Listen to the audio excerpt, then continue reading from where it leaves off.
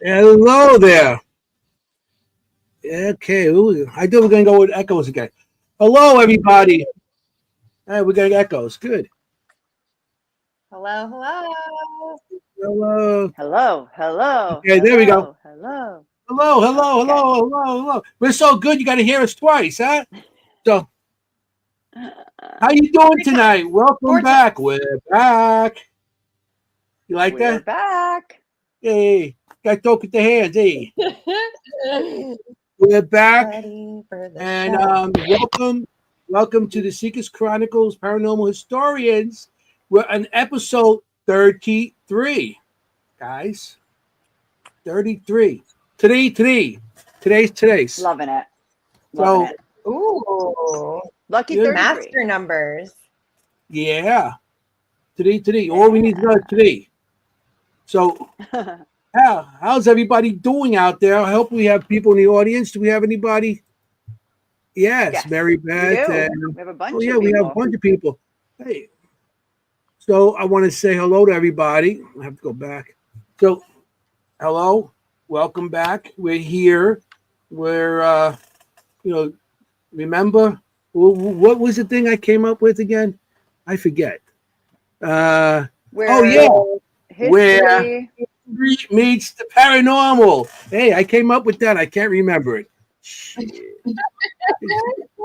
Senior, It's already history. I senior know. We're moment. gonna have. Yes, history. We'll remind you every week. Remind me. Yeah, I'm gonna. You guys should do hold up cards. Hold up cards. And tonight, Cue guys, cards. every There you time I say go. cannoli, you got to drink. Cannoli Yeah, is a it's a trigger drinking word. game.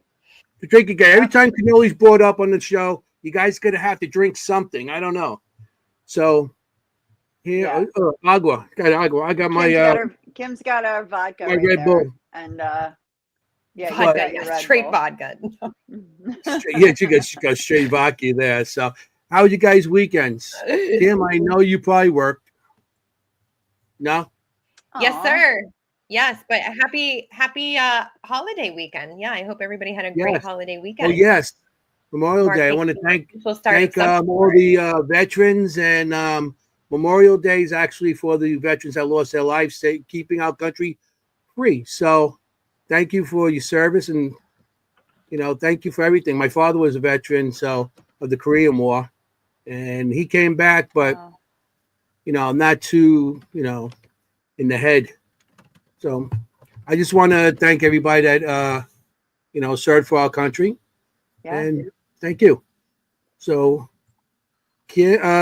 I know Jenny did. Jenny every weekend goes somewhere. Here we go. Here It's we go. every weekend. You look in Jenny's somewhere. If it's not a weekend, it's a weekday. She's all over the place doing something with Ghost.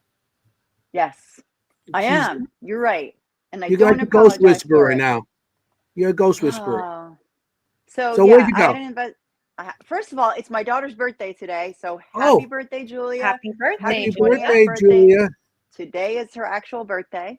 May We babies are the celebrated best. yesterday. Yeah, well, Yeah, June babies are close. Well, maybe so, Not August ones yet, too. maybe close second. Close second Yeah, because you're married to one. Um, for June. so I did have an investigation Friday night with the Moon Ladies, a Dutch homestead in New York State that I've been to, I think, twice already. Yeah, twice already. This is my third time, and I just love it. And we're going back in 2 weeks, so I can't wait. awesome. Yeah. We just lost Kim. There goes Kim. Kim, you froze up on us. Yeah, I don't know what my At least we could see you there. You're not like a meme. Kim's invisible. She's invisible. Yeah, I can see her. She's looking down at the Like, screen. what do you mean you can't see her? I can see her. No, I'm kidding. I'm right. Can you hear me? Oh, I now can we God. see see half half of of you you. That's now. You hilarious. see your mouth, No, I'm in the down. things. Don't worry. There you go. There you go. Yeah. Yeah, I'm back. Awesome. All Well, right. So hello. we have a great guest this week, and Do from we ever? from across the pond, and we're going to have Jenny, Oh, the fangirl, introduce Fun her. girl. Come on. I truly am. So this is exciting because not only do we have somebody from across the pond, but she's actually live right now. So that means she got up in the middle of the night, in the early morning hours to speak with us. So let's give her a little extra love tonight. We have amazing author and investigator Penny Griffiths Morgan. Welcome. Hey, Penny. Hi. How could I not? Hello. How could I not set my alarm when I get invited on with you awesome guys? I mean, come on. But yes, it is 1:05 in the morning. It is 1:05 in the morning right now. Yeah, but she's good now, but let's see what happens. Yeah, give me a couple of hours when you towards the end of the show, and I might be like, her head will be on the desk, and we'll be talking amongst ourselves now. Yeah. Don't worry, we will understand. We'll see the top of her head, just like this is the top of her head. Oh, okay, she just dozed off. You can take a quick nap here or there if you need to. You never know what's going to happen. You never know. On this show, no, you never the know. Air horn. We'll ring a bell. Set up We've an air got horn. lots of welcomes coming in. Melissa Just says in case. welcome. Jess says welcome. Todd and Carmela say I'll wake hi. up. Penny. Yeah. No, The we let her Cocos, sleep Dos if she needs to. Cocos. I'm just going to answer Todd and Carmela's question. The Skittles, no. The 15-year-old discovered he liked them and kept nicking them out the fridge. So I'll have to get some more next time I come over. And the Hershey, I think I've still got 2 bars left because I hid them. So my husband and the 15-year-old couldn't eat them. So wait, were they freeze-dried Skittles? I have to know. Yeah. Okay. Because we don't get them over here. They very No. kindly. I was in the States a couple of weeks ago because I was invited to be a vendor at Penhurst at the Paracon, which was amazing. And the guys were going to bring me some food. And I have to tell the story about this, by the way. They were going to bring me some food and they were going to bring me a pizza. But I just couldn't stomach food all weekend for some reason. So they'd heard in an interview I'd done before that I loved Hershey's cookies and cream. And so they bought me a couple of bags of that and they bought me those freeze-dried Skittles to try. So but I saved everything until I got back to the UK so that I could share the Skittles with the family, which was a big mistake. I should have hogged them all to myself. Yeah, that's what I learned. Lessons learned. Listen, when it comes to candy and stuff, you find hiding spots. And you know something? I know with the kids and my wife and everybody, you could put them in plain sight. They'll find them. If you find the hardest hiding spot, they'll find them. You play them in plain sight, they don't see it. They overlook it. I don't see it. Good. Well, I don't know whether my 15. I mean, if you hear barking or whatever, I'm not possessed by hellhounds or anything like that. I have a very vocal German Shepherd who has to be wherever I am. But I swear, my 15-year-old has got the nose of a German Shepherd when it comes to chocolate and sweets. He can sniff it out anywhere. Can't find anything else. Anything else can be right in front of him. I can't see it. It's right there. Where? Right there. But when it comes to sweets and chocolate, oh yes, he's got the nose of a German Shepherd sniffer dog. Really. Yeah. It's part of their priorities. Well, we are very pet friendly on this show, and Kim's a veterinarian, so very pet friendly. Ah, okay. Yeah, I have a three-legged rescue German Shepherd who is mad as a box of frogs, but I love it. He's quite a sweet dog when he wants to be. He's just lost Kim. Mad. I know, we keep losing her. Oh, I love it. That's the best kind. Yeah. Yeah, you'll probably see my cat's butt on the screen sometime during the night. So why do they always do that? Cats are always like, "Let me show you my butt on the screen." All right. They do. Yeah, I've when I've done podcasts with other people who suddenly, normally when it's one that you can't see the video, and suddenly I'll start laughing on the audio, and you have to explain to people why you're laughing, and it is because the cat has just walked straight across the screen and done a little twerk. It's like, I'm here. So true. That's so funny. true. Funny. Yeah, we all love animals. This weekend, I end up watching my my son's dog, my I call him my grandpup. Yeah. And and my wife's my son-in-law's mother-in-law, they went away and they left their 2 cockatiels here. So besides that, I have a parrot. And so it was like when you have a bunch of birds in your house, that's a very noisy house. No barking. but a lot of blah blah blah. It's like shut up already. And her birds, every time Mr. Softy comes by, the ice cream truck, it plays the sound. They scream. It's like they scream for ice cream. I'm like, birds that want ice cream. They're pretty cool. So do I. You know? Yeah, I was like, hey, you chasing a truck down the block with the birds. But yeah, Oh my God. yeah. Mary Your Beth, parrot's there's got a a bad question mouth. here. Where are you from, Already Penny? a question. I'm from a place, it's a county in England called Essex, which the easiest way to describe it is kind of northeast of London. It's one of the counties that borders London. So I'm from Britain, I'm from England, but just northeast of London. Yeah. Nice. Yeah. I'm so glad you're on with us tonight. Yeah, thank you. Yeah. I've been looking forward to it. I've been so looking forward to it. Yeah. Yeah. Same. Mm. So Same. He's gonna make fun of me. He's gonna say "fangirl" 80 times, but yeah, like yeah. I Well, said, yeah. I have read your books. I had read your books before the first time we talked on Anthony's former podcast when I was a guest host, and I was like, "Oh," when I saw you were on, I was like, "Guest host." Yeah, the other host couldn't be on, but so I was like, Jenny, want to be on? Sure. Are you And kidding? I told her who it was. It was like a 12-year-old girl. Oh, And she forget it. said, I read her books. Woo." I know. And so ever since then, he's like, "Fangirl." Well, Girl. I still have to. I still find it really hard to believe. I'm just me. I'm just Right. I'm just me. I just happen to like writing. Right. Well, I happen But to like your writing I'm too. always. Thank you. I'm always very genuinely happy when people say they enjoy it too. Yeah, I am genuinely really, really happy. It makes, when I wrote my first book, I thought if 2 or 3 people buy it, then great. And I still feel like that when I launch a new book. If a couple of people want to buy it, then brilliant. Right. But it's more than a couple. And I still have to pinch myself. Yes. That's awesome. So what are these books we're referencing? Do you want to talk about them, How Jenny? many? How many are you on now? 6. Okay, I got just picture. released 6. One. Is this all the Which one? ones?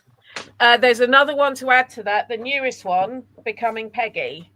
I haven't updated my banner yet. Yeah, this is the newest one, Becoming Peggy. This one.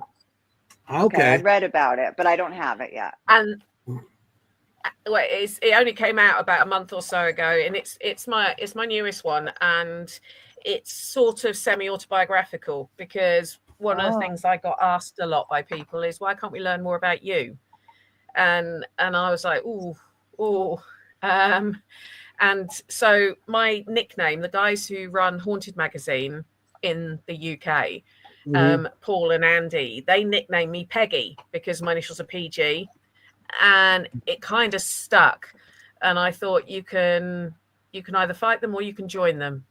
So yeah, they do call me Peggy at times, and that's why I called the book Becoming Peggy, because Peggy's like Sasha Fierce is to Beyonce, Peggy is to me.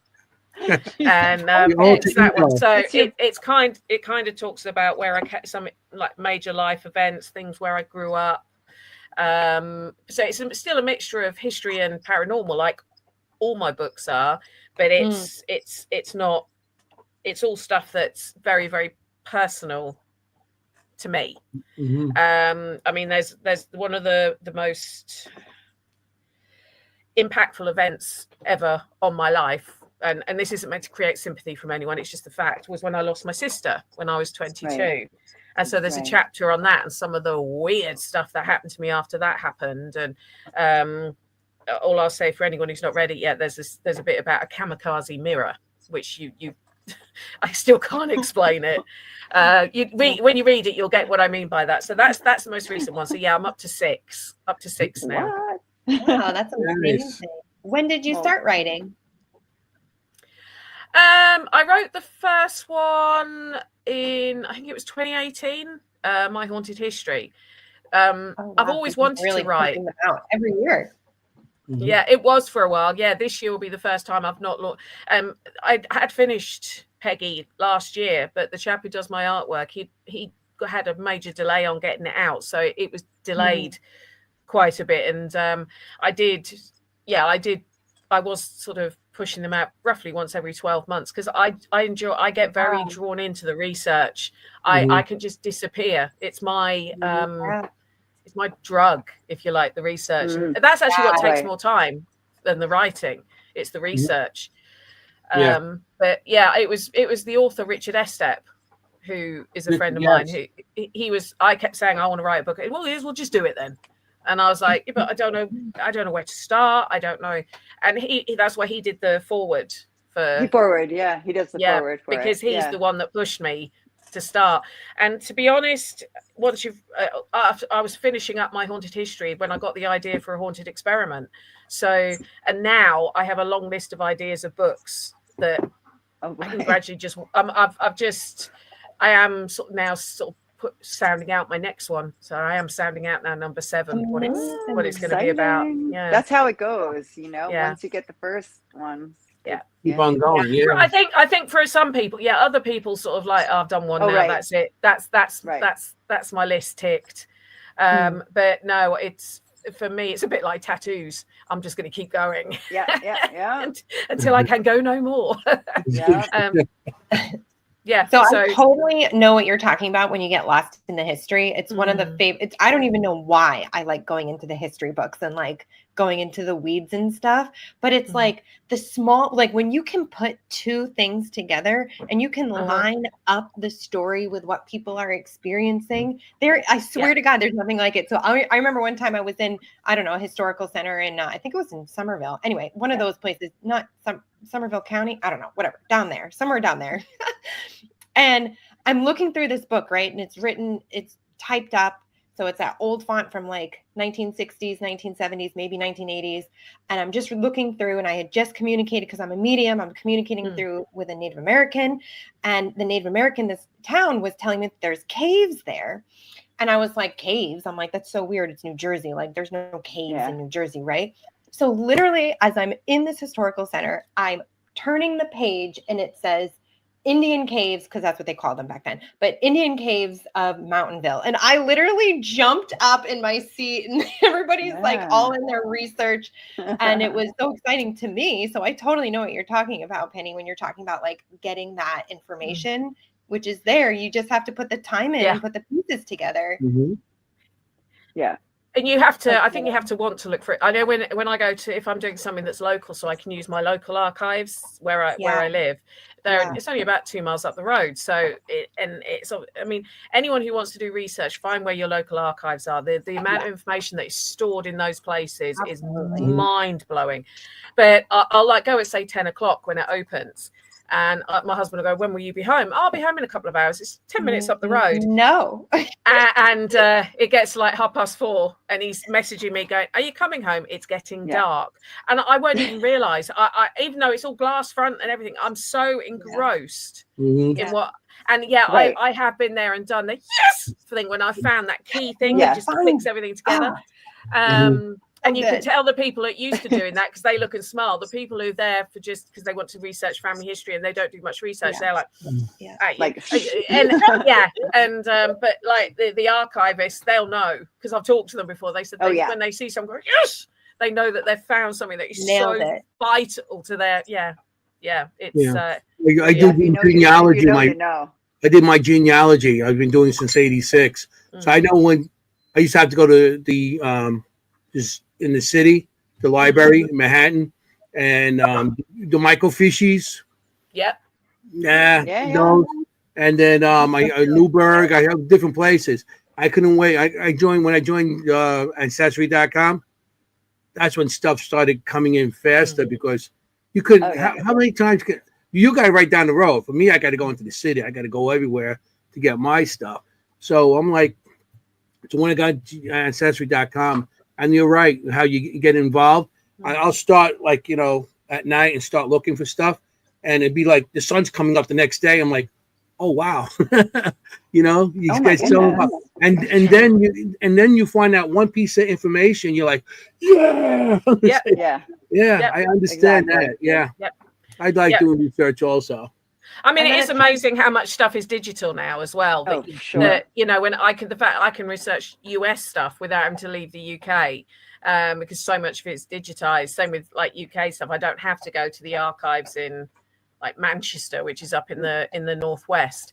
As much as I do love though, because I do love touching the original. When I was I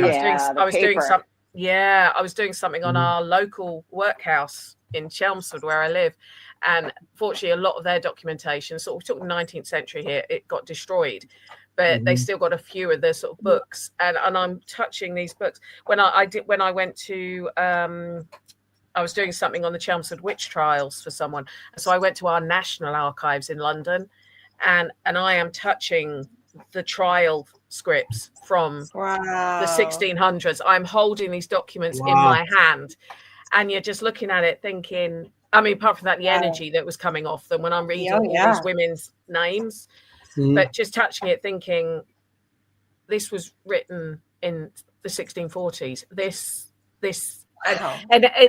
the mind-blowing thing when you hold. It's great to see it on screen, but when you actually hold and touch these documents in your hand, I always have a moment of whoa every time I do it. It's it's a privilege to be able to do that. That's amazing. That's awesome. Yeah, we all kind of held our collective breath there as you were saying it, so we get it. We get it. We were like, wow. So these are I'm going to show you books again. If anybody wants to get her books, you get them on Amazon. These are the names. I'll leave it on for a couple of seconds. So everybody wants to write any of the names down or remember them. Okay. Start writing now. That one's really drawn to me. The Elements of Cooking Forest. Let me tell you something. That's my favorite by far, to the point, Penny, where I actually went on my own, did my own research afterwards. I actually looked up some of the things in it myself and went deeper into them. Yes, you inspired me. That's what I want people to do. I was talking to someone about this weekend at I saw Todd congratulated me on my award that I won this weekend. We're going to talk about that. Yeah. But I was talking to someone at that event this weekend, and I was sort of saying that my books they've got just enough history in that if you're not particularly history orientated, there's just enough that should make you go, didn't know that. Interesting. If you do, but not too much that it's overwhelming. I want people. My biggest compliment is when someone comes away from coming to one of my talks or listens to my podcast or reads one of my books and said, "Do you know what? I used to think history was really boring, but it's actually quite interesting, isn't it?" That to me is the biggest compliment. It's the biggest compliment. And so I don't give you every single thing, but what I try to do is give you enough sort of threads that if you want to learn to research yourself, there's enough for you to start pulling. So what you've said, Jenny, has warmed this old woman's heart. I tell you, my black heart is almost melting at that. Stop. You like the Grinch. Oh yeah, I went in books. I went on YouTube. I looked up, hauntings there, and the history, which is ancient, basically through modern, through like the 80s. When you have bodies being found. It's hundreds and hundreds and hundreds of years. Yeah, I mean it's been inhabited since the Anglo-Saxons. Yeah. So we're talking, the original ADs, if that makes sense. Right. Like, so even the Romans were there, and it's my people. No, not your people. Hey, no, I'm not my people. They're the boot. I'm from Sicily. My family's from Sicily. I'm from America, but my family's from Sicily. Yeah. So we're not really we get it. But yeah, that's what I love. I mean, I know a lot of people when they say to me, "You're so lucky in England that your history goes back such a long way," and I say, "Well, so does yours. Ours was documented. Our documented history possibly goes back further. Yeah, everyone's history. There was a history there where it's just not been documented." But no, Epping Forest was the reason that book came about. If you're interested, is the first episode I did of Help My House Is Haunted. I didn't know what they'd need. I didn't know what they'd need. So I like to over prepare. and I came with this stack of stuff that I'd found out about the area that they were talking about, and that was part of Epping Forest. And it was Jane Harris, who is one of the presenters on that show, who wrote the foreword to Epping Forest. She was leafing through it. She's a good friend of mine, and she was leafing through it, and she went, "You need to write a book on this place." And Epping wasn't my next book that I was planning. I was planning something else, and I just thought, "Oh, she's right, actually." So that's where, because I've found so many things out that weren't well known, and I thought that's what I like to talk about. I like to talk about the stuff that people may not have heard of, and like the story of the lady in there with the 2 children and the stream, and a lot of people were sort of very anti her when that story was on Help, and the medium was like, "Do you not realize she was trying to help them? It may seem she wanted to take her own life as well, it just didn't work. She wanted to go to the afterlife with them." And you know, we had no medical services that back in the late 1800s. She and her story, as you've read the book, I do a lot more of a deep dive on what happened to her. And you've got to read it to find out. I'm not going to spoil it as to what happened to her. I highly recommend this book. Yeah. and I, like I said, I did a complete deep dive into the history afterwards. I was all over it. I was, you know, the bubonic plague and the social distance, the natural social distancing people did there. And I went way, way back. Yes. Yeah. See, that's what I love people to do. Is once you discover that love of learning and that love of researching, it won't leave you. It won't leave you. Yeah. Okay. Just won't leave. It's awesome. You were in a show. You did a couple of times in a show. What show was it? What episode? So if anybody in the audience wants to check it out, check it out. Help, My House is Haunted. My House is haunted. I love that show. Thank you. I've done 9 episodes of that one now. Okay. So I honestly can't remember all the different ones I was in of it. So I've done 9 different. What they tend to do is they have Help My House is Haunted and then Celebrity Help My House is Haunted, and they have a different historian for each episode in the series. So I can't remember now which ones I've done. One of the ones that really sticks in my mind was a sort of celebrity in the UK called Jake Quickenden, and his episode, I found out that his house, brand new build, was built on the site of this old farmhouse that dated back to the 1500s. And they discovered when they were doing some work to this house in the 1930s, they found this fake room with a ceiling, like a hatch in the ceiling to we'd call it a loft, you'd call it an attic. And when they sort of thumped on it to see the body of a Civil War soldier that had obviously died there during the Civil War fell out. And this wasn't documented, but I found this article about it. And interestingly, the stuff he'd been seeing Civil War soldiers from our Civil War in the 17th and century. He's thinking, what? Like, I got a brand new house and I'm seeing Civil War soldiers. Yeah. Like, what? A lot of sort of skeptics have accused the historians of making up the history to suit the haunting. I don't get told the haunting before I do my research. I genuinely don't know how I find what I find. I do think I'm being guided by something who wants their story told, because I've learned that if I don't write down what I found and where, I won't find it again. But you know exactly what you're talking about. Do you feel that way, Kim? You do too? Oh, okay.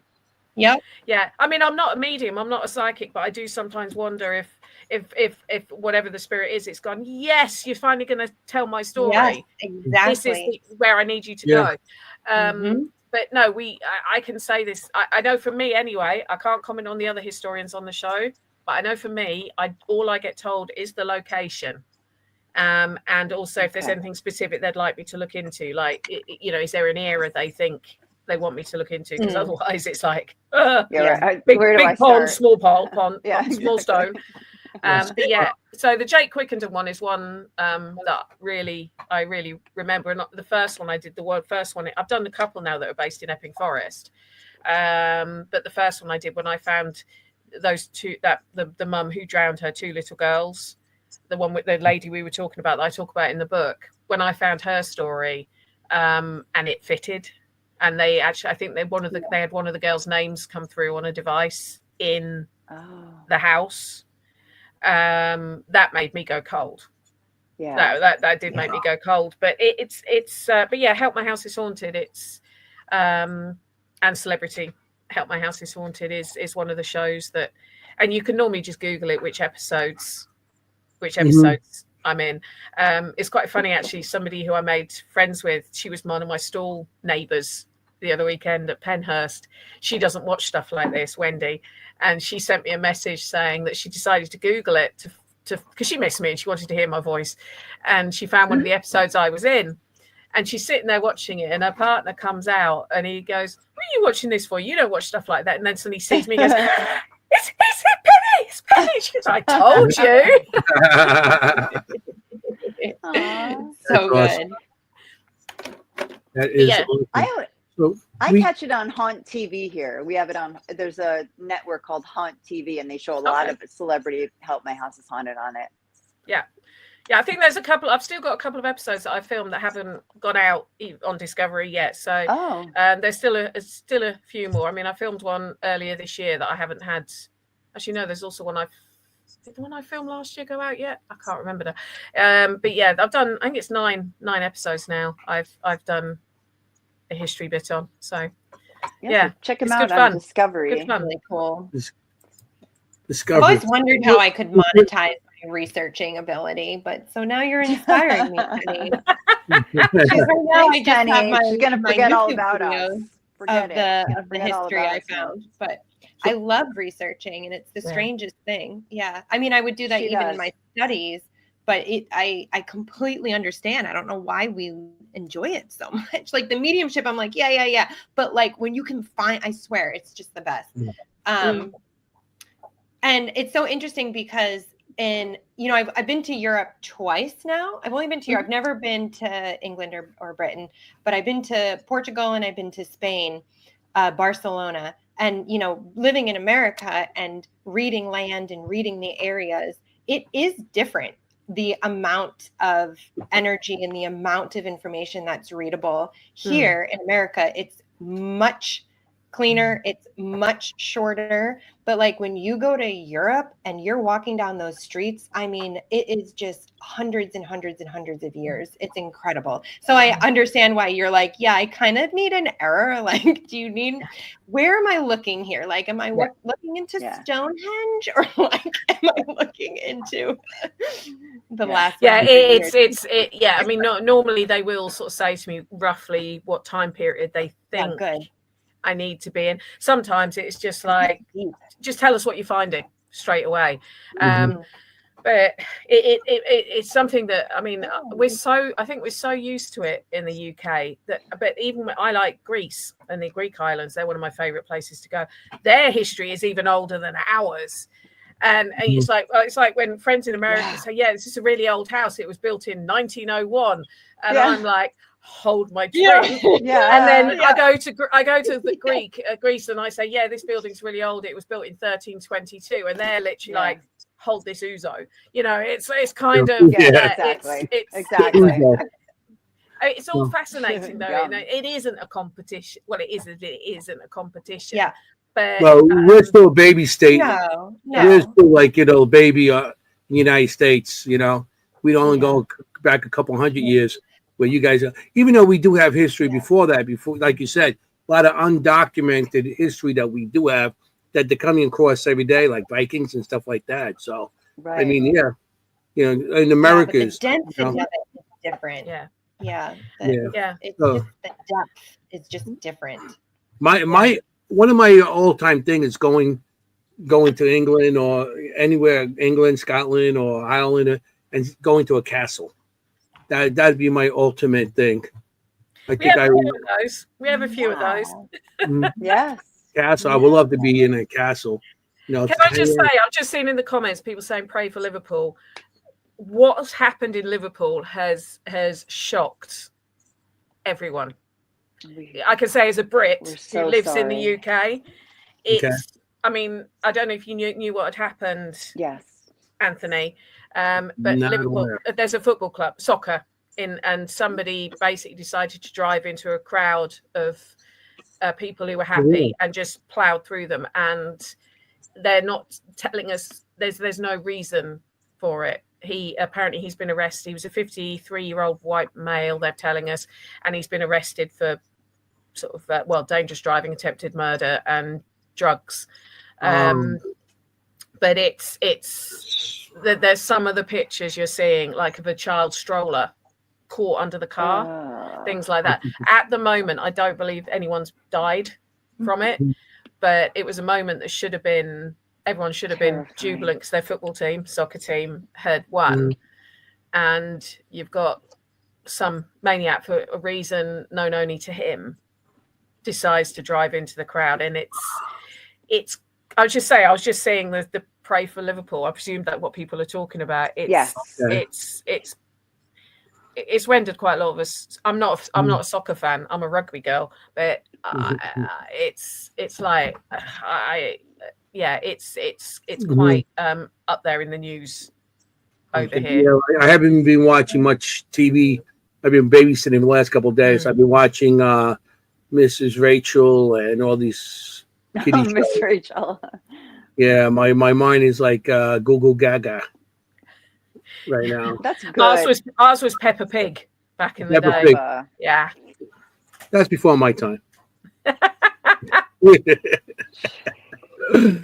to change the subject. It's just I've seen the comments coming through. Of course. And obviously it's a thing it's in my country. I mean, so Liverpool's quite a long way away from me, right. But it's still something that happened. Yeah. I understand that it's terrifying because it could happen anywhere. And unfortunately, we're a little, we have so many acts of senseless violence here in our country that we're like, unfortunately, some of us get desensitized to it, and you can never do that. It's just, like you said, it's a stroller, I mean, it's just the why. Yeah. I mean, they ruled out he wasn't a terrorist quite early on, but it's like that, but it doesn't even help, does it? No. Yeah, but why? No, but it's something that's hitting. I'm kind of quite surprised it's hit the news at your end as well. I didn't, but it's been headline news for a couple of days. Was that just me? I got lost out there, or what? Or was everybody? Are you back? Just you. Yeah, everything went frozen on me. I don't know what happened. It's been blipping out at my end quite a lot. Everyone's dropping every so often, and usually I don't have that problem. But okay. Anthony, what did you do? Go get a cannoli? No, I did not get cannoli, and that's a double drink. We drink when we say cannoli. I sussed that. I sussed that earlier. I was drinking while I was in the green room as you were saying it because I was laughing. I don't know when this started, but I'm here for it. We're gonna have drink now. Every time cannoli's brought up on the air. Even again. Here we go again. I didn't even give myself a lot of water today. But right. We're gonna have to start talking your water, about. Mary Beth. Yeah. Let's talk about. Do you want to? We didn't ask this question. The big question. I know from the back of your books and the beginning of your books how you got started in the paranormal. How'd you get started with the paranormal? I know you probably got history all your life, but how'd you get started with all that? Oh, you want me to talk about my sister's story in the old barn, don't you? And the barn, what you saw with your sister. It's in the book. You got to buy the book. No. Well, it's mentioned in that one, and it's mentioned in the new one as well. Okay, so there's a lot more about this in my new book, Becoming Peggy. The sort of how I got involved. It's a lot because that one is and it really struggled with. I really struggled to write about myself because I'm sure that's not me. But basically, all my life from a young age, I thought there was something else going on, if that's the best way to say it. I'm not a psychic, I'm not a medium, but I did hear things, I did see things that I couldn't explain. A lot of children do, don't they? They still have that sight that they can. And we lived in a very sort of little village in Norfolk, which, for those of you who don't know where Norfolk is in the UK, if you look at a map of England, you know the bumpy bit on the side, I always say it looks like a bum sticking out. That's where Norfolk is. And it was a tiny village, and there was only about 200 houses there. So my sister and I would walk our dog a lot. And now I must have been about, I'm sure I must have been, I'm trying to remember this because someone asked me, so I must have been about 9 or 10 when this happened. And there was this derelict old barn in the village that, you know, when you're kids and you dare people to look into the haunted house that you walk past, all that, that's this barn. yeah. It was dark, it was derelict, it was padlocked, like a rusty old padlock. It was, you know, a kid's horror story, just stood there. Anyway, we would dare each other to look in, and one day we were looking through a sort of a crack in the door, and there was this light, and the only thing I can sort of equate it to is it made me think of Tinkerbell from Peter Pan. And it was flying around inside, but not sort of, not like on a breeze. And it was a summer's day, it was a warm summer's day. It wasn't just coming in, a light coming in, because it was the way it was moving around. It was kind of, it would go along and then suddenly it would dart that way and then suddenly it would dart that. It's like Tinkerbell flying around, like glowing, and it was glowing, it was bright. And I can remember my sister and I were completely transfixed by it. We couldn't stop staring at it. And then the last thing that happened was it flew directly at where I was staring in through the door, hovered there for a second, and then disappeared just like that. Whoa. My sister and I couldn't move. It was like we'd been hypnotized. And the weirdest thing was I don't think I had a watch on. My dog was asleep at our feet. So we must have been stood there for a lot longer than the 10 seconds it felt like. Now, I didn't think about it much. We said we'd never talk about it because it was so weird. But as I got older and obviously got into all this kind of stuff, I did start looking into what it could be. And we don't have insects that glow like that in the UK. It wasn't light coming in the building because of the way it was moving. I don't know what it was. And I've had a few people say, could it have been a fae, like a fairy almost? Yeah, right. And I was like, I don't know. That's why I say the thing it reminds me of is when you watch like Peter Pan and the way Tinkerbell glows and the way she darts around. That's what, and it was after that experience, I just thought there definitely is something going on that I can't explain. And it stuck with me ever since. Wow. And you both saw it. That's what strikes me about that. Yeah. Whenever cool. more than one person sees the same thing, that's always fascinating. She was stood there with me watching it. I mean, obviously, unfortunately, we can't ask her about it, but I just say it was something that made me go, yeah, there is something that we can't explain. And you really never talked about it. What were your feelings that you had then? Were you afraid or were you curious? Because it's interesting, like as you're talking about this light, I'm not getting the sense that it would be a spirit. It was almost like either a spirit guide that was activating, and because the time loss is interesting. That's not something that spirit would typically cause. But it's almost like either spirit guide or like ET or like some kind of other elemental that was causing the time shift too, because that's really interesting. So I'm just curious. Fear. It wasn't so much fear, more. I mean, I can't obviously comment for my sister because I can't. I genuinely can't remember what she said at the time. But I would just remember my feeling was just transfixed. I felt hypnotized. I felt like I couldn't move. I couldn't move. It was as simple as that. But it's more when we realized how long we'd been standing there, because the dog was fast asleep at our feet. So it was more than the 10 seconds that peering in, seeing this light that it felt like. Yeah. That's amazing. Faye could do that. That's something Faye could do. Fairy and Faye. Oh, sure. Yeah. See, I've got a friend in the UK called Kate Ray, and she's an expert in Fae and all of that. And I've told her this, and she said, I reckon it's a mischievous fairy Fae. They still do that. Yeah. Interesting. Fascinating. I know. Yeah. First experience. Tangible. We got some pictures, and we're supposed to be talking about a location tonight. And he's frozen.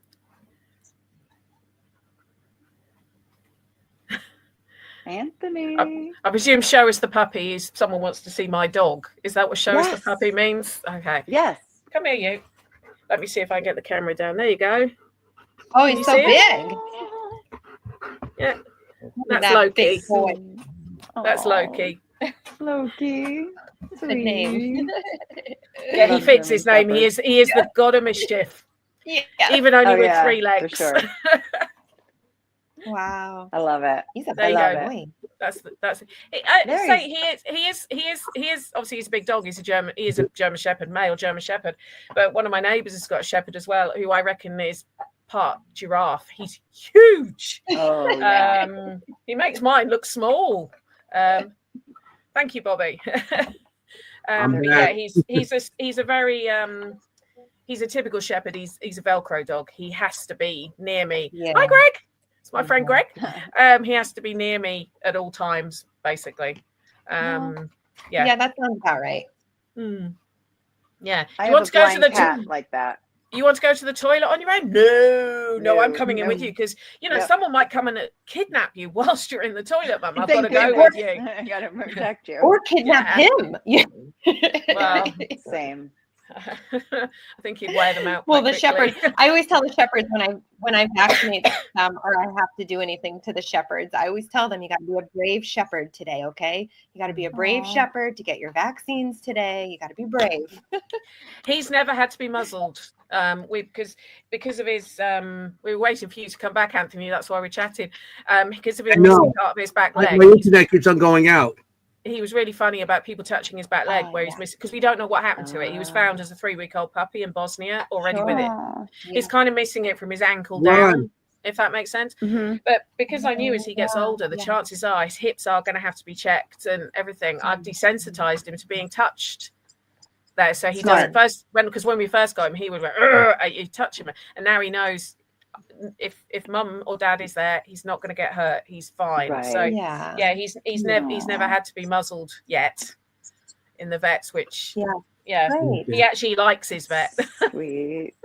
Uh, We Mary like our Beth vet says she too. has a cat named Loki. Yeah. That's fun. He was such a little. Oh, she had a cat. Yeah, named Loki. he's a big. Yeah, it's. I think if I'd called him a different name, it wouldn't. I think I've made a rod from my own back calling him Loki, because he is the god of mischief for sure. Loki's in the audience, as we call Lourdes. Yes. Oh yeah, that's Yes. Well, you right. call Oh my Lourdes gosh, that Loki. too. Loki's Yes. in the Yes. audience. He's under Cognac. Oh, Yes, my Anthony. gorgeous friends Ron and Lourdes. I love I those know. two. They're both I in the love audience right those They're now. two. both here. They're both here. They're both here.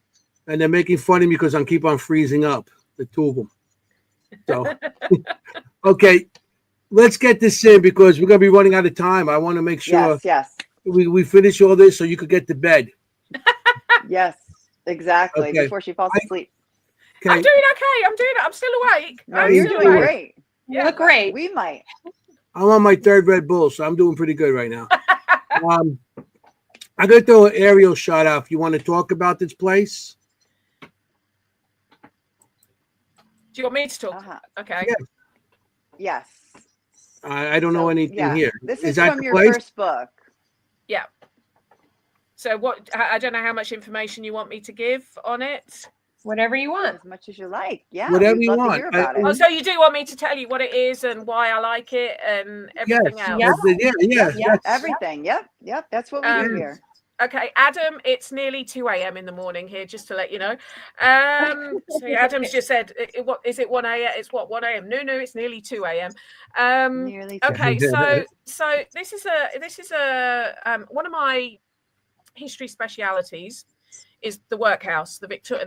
They call it the Victorian workhouse. Technically, it was slightly before Queen Victoria, but it's known as the Victorian workhouse. And even though we probably had at one point in the UK over 600 of these buildings, there's only 3 or 4 left that you can actually visit, which I, as a historian, I find quite sad, because it means that people don't get to learn the true history because they can't visit them. If you can visit a building, you can get more of a sense of it. And yes, they were austere, as you can see here, very formulaic design, very regimented design. But that was because they needed to control hundreds of people with bare minimum staff. Now, this is one called, it has a couple of names. It's well known more as somewhere called Gresson Hall Workhouse and Farm. So it's a workhouse in Norfolk. Again, remember the bump on Britain's backside.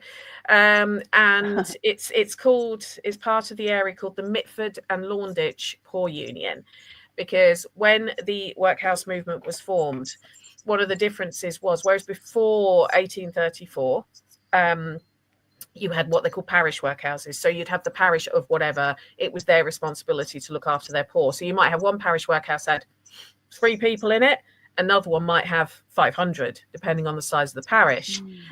And also some parishes, I mean, you must see it in the States, some areas do have a higher, say, proliferation of elderly than others. Well, if you've got more elderly, there might be more demand on the services because they might need care. So they decided that maybe it would be fairer to put loads of these parishes together so they combine their resources and build a central hub, a central workhouse. And this is one in Norfolk, and say it's called Gresson Hall. It was originally built in 1830. Well, it was originally turned into a workhouse in 1836. Before then, it was actually one of the earlier versions. It was known as a house of industry, which aren't as common. And then when the rules changed after the 1834 Poor Law Amendment Act, it became the Gresson Hall Workhouse from 1836. And it stayed as a workhouse until 1940. Not that one. That's the British School. It stayed as a workhouse until 1948. One of the couple of interesting things about it, in 1917, it held 50 German prisoners of war from the First World War, which actually quite a few workhouses did. That makes a lot of sense. Does Kim it? did a Okay. reading. She did a reading, pre-recorded readings. I love it when psychic mediums say that to me. That makes sense. I know. It's like, oh, what did you find? Okay. So, yeah, in 1917, and they would have been repatriated back to Germany around 1919. Also, they actually built some additional cottages in 1853, whereas when you went into the workhouse, everyone was segregated. So children would go off in one bit, men would go off in another, women would go off in another, and they'd differentiate between if you were able-bodied or not. And a lot of people, oh, that's awful, husbands and wives were separated. Well, why do you think they separated them? They had no contraception. They wanted no more babies. They didn't want more babies to handle. So, but then in 1853, they started saying, well, if you're an elderly couple, you can share if you want to stay together. And they built these sort of small cottages called Cherry Tree Cottage at the workhouse. And I've had a few experiences. That's it. That's the one. Yeah, that's Cherry Tree Cottage. Very nice. And that's one of the ones I had some interesting experiences in when I investigated there. So whereas everyone thinks it was very harsh, and yes, it was harsh, they were trying to make it easier, because obviously the figure was an elderly married couple aren't going to be able to have any more children, so we can let them stay together if they wanted to. If one of them didn't want to be with their other half anymore, they didn't have to be. I was going to ask. Sorry. I always find that quite amusing. You don't want fights either. No fighting. No.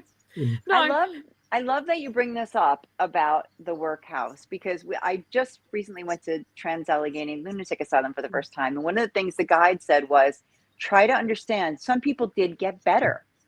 People don't talk about that. No. They don't talk about the people who did get better, who needed to be here, who did benefit from being here. And it's not all darkness, that kind of thing. So I mean, think about it. There was a farm right next door, right, where they worked the land. Like, so, I mean, they were fed.